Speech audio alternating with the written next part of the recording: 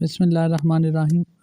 Students, आज हम बात करेंगे कैरियर्स इन बायोलॉजी के।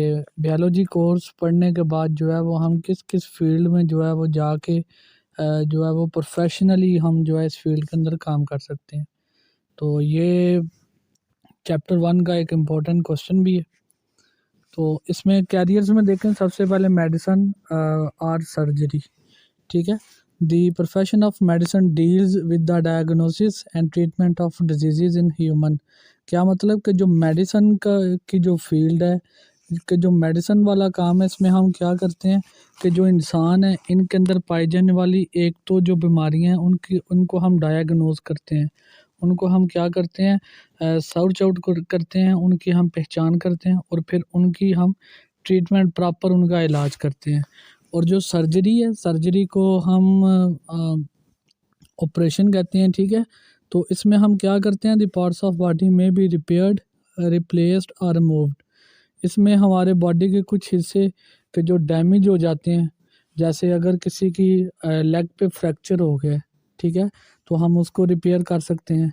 ठीक है, रॉड वगैरह डाल के इस तरह से जो इस तरह का ऑपरेट होता है। उसके बाद रिप्लेस करके, ठीक है, कि अगर किसी की किडनी जो है वो प्रॉपर वर्क नहीं कर रही, वो रिप्लेस किया जा सकता है, और मूव या उसको बॉडी से बिल्कुल निकाल के। तो मेडिसिन और सर्जरी, ये दोनों जो प्रोफेशन है, इनको हम एक ही कोर्स में पढ़ते हैं और वो है MBBS। अच्छा, सेकंड कैरियर में है फिशरीज़, यानी कि ये मछलियों के हवाले से है कि इसमें हम क्या स्टडी करते हैं, स्टडी ऑफ फिश प्रोडक्शन। ठीक है, कि मछली की जो पैदावार है वो किस तरह से हो रही होती है। और फिर फिशरीज़ के जो स्पेशलाइज्ड बंदे होते हैं, जो स्टूडेंट्स फिशरीज़ में जो है वो डिटेल स्टडी कर लेते हैं, वो फिर किस काबिल हो जाते हैं कि वो क्वालिटी और क्वांटिटी ऑफ फ़िश प्रोडक्शन को इन्हेंस कर सकते हैं, उसको बढ़ा सकते हैं। ठीक है। और पाकिस्तान में जो है फ़िशरीज़ का जो प्रोफेशन है, ये हम लोग कब अडॉप्ट कर सकते हैं, आफ्टर बैचलर और masters level study of zoology and fisheries. यानी कि जो स्टूडेंट्स ज़ूलॉजी में जो है वो अपना मास्टर्स करते हैं, 16 ईयर एजुकेशन यहाँ पे कंप्लीट करते हैं, या फिशरीज़ पढ़ते हैं, वो जो हैं वो फिशरीज़ का काम बड़े अच्छे से कर सकते हैं। उसके बाद है एग्रीकल्चर, यानी कि ज़राअत वगैरह। इसमें हम क्या करते हैं, ये जो प्रोफेशन है, it deals with the food crops. ठीक है, हमारी जो फसलें वगैरह है, and animals which are the source of food, और फिर वो जानवर के जो हमारी खुराक का ज़रिया है। तो एग्रीकल्चर में बेसिकली हम करते क्या हैं कि हम जो है वो अपनी फसलों की पैदावार को, जैसे वीट हो गया, राइस हो गया, कॉर्न हो गया, गंदम होगी, चावल होगी, मकई वगैरह होगी, हम इनकी पैदावार बढ़ाने के लिए जो है वो एग्रीकल्चर के थ्रू वो पूरा नॉलेज लेते हैं। ठीक है। और इसी तरह हमारे जो जानवर हैं, जैसे बफेलो, काऊ, गोट्स वगैरह होगी, यानी कि भैंस, गाय, बकरी वगैरह, कि ये ऐसे जानदार हैं कि जिनसे हम फूड हासिल करते हैं। एक तो हम इनका मीट ले रहे होते हैं, और सेकंडली फिर हम इनसे मिल्क ले रहे होते हैं। तो उसकी प्रोडक्शन को बढ़ाने के लिए जो है वो एग्रीकल्चर हमारे हमारे लिए बहुत मददगार होती है। और पाकिस्तान में बहुत सारी यूनिवर्सिटीज़ ऐसी हैं कि जो प्रॉपर एग्रीकल्चर का जो है वो कोर्स ऑफ़र कर रही हैं after higher secondary education. Higher secondary education क्या मतलब कि आप 11वीं और 12वीं पढ़ के जो है एग्रीकल्चर की फील्ड में जा सकते हैं। इसके बाद है जी animal husbandry. It is a branch of agriculture concerned with the care and breeding of domestic animals, for example cattle, sheep etcetera. Animal husbandry आप कह लें इसी तरह से जैसे ये डेयरी फार्म्स वगैरह होते हैं। ठीक है। इसमें हम प्रॉपर तौर पे वो सारी जो है वो टेक्निक्स पढ़ते हैं कि हम किस तरह से अपने एनिमल्स को जो है वो एक लाइव स्टॉक के तौर पे लेके चल सकते हैं। ठीक है। किस तरह से हम उनको ब्रीड करवा सकते हैं, किस तरह से जो है वो हम उनकी केयर कर सकते हैं। और ये जो कोर्स है, ये भी हायर सेकेंडरी एजुकेशन के बाद हम इसको ले रहे होते हैं। ठीक है। उसके बाद ये मुकम्मल जो है वो हम इसमें डिग्री कर सकते हैं। इसके बाद है जी horticulture. Horticulture it deals with the art of gardening. ठीक है, जो बागबानी है। ठीक है, कि ये एक ऐसी फील्ड है कि जिसमें हम क्या करते हैं कि प्रॉपर वो जो है वो सारी टेक्निक सीखते हैं कि किस तरह से हम जो है एक गार्डन को मैनेज कर सकते हैं। उसमें फिर हम क्या करते हैं कि इस नॉलेज के बाद हार्टिकल्चर जो है इसको पढ़ने के बाद हम इस काबिल हो जाते हैं कि हम किस तरह से प्लांट्स की जो है वो नई से नई वैरायटीज़ ला सकते हैं और किस तरह से हम जो है वो प्लांट्स की जो फ्रूट प्रोडक्शन है उसको हम बढ़ा सकते हैं। तो ये हम किस में पढ़ते हैं? हार्टिकल्चर में। इसमें हम क्या करते हैं? It is the art of gardenry, ठीक है, गार्डनिंग। और एक बात बेटा याद रखें यहाँ पे स्टूडेंट्स कि एनिमल हस्बेंड्री और हार्टिकल्चर इन दोनों के दरमियान अक्सर जो है वो डिफरेंस पे क्वेश्चन आ रहा होता है। और इसको भी जो है वो हम अपनी हायर सेकेंडरी एजुकेशन मतलब फर्स्ट ईयर और सेकंड ईयर पढ़ने के बाद जो है वो ये प्रॉपर हम जो है इस फील्ड में डिग्री कर सकते हैं। अच्छा, इसके बाद farming. It deals with the development and maintenance of different types of farm. ठीक है, आपको पता है डिफरेंट फार्म होते हैं, जैसे एनिमल फार्म हो गया, उसके बाद जो है वो पोल्ट्री फार्म्स हो गए, उसके अलावा जो है वो कुछ फ्रूट के फार्म्स होते हैं।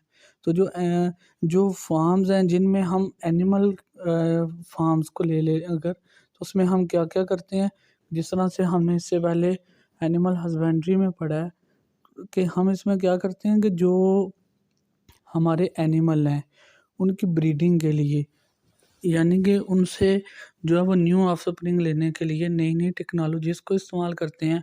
और इसके अलावा उनसे ज़्यादा से ज़्यादा जो है वो मीट वगैरह हासिल करने के लिए और जो मिल्क का सोर्स है उसको बढ़ाने के लिए जो है वो हम फार्मिंग को लेके चल रहे होते हैं।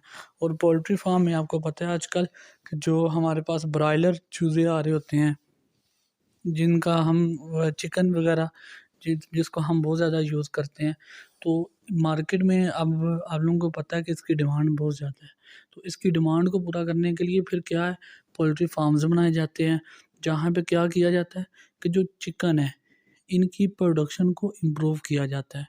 ठीक है, और फिर इसी तरह से एग्स जो हैं उनकी प्रोडक्शन को इम्प्रूव किया जाता है। और जो फ्रूट फार्म्स हैं इनमें हम क्या करते हैं कि हम ऐसी नई नई जो है वो टेक्निक्स लेके आते हैं कि जिससे जो प्लांट्स की पैदावार है वो बढ़ जाती है।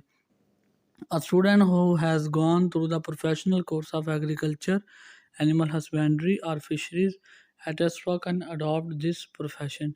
यानी कि वो वाले स्टूडेंट जो यहाँ एग्रीकल्चर पढ़ लेते हैं या एनिमल हस्बेंड्री की फील्ड में पढ़ लेते हैं या वो फिशरीज़ की फील्ड में पढ़ लेते हैं, वो फार्मिंग का जो है वो प्रोफेशन जो पेशा है उसको चूज़ कर सकते हैं। ठीक है, उसमें मतलब अगर फिशेस पढ़ा है तो वो फिशेस का ही फार्म बना सकते हैं।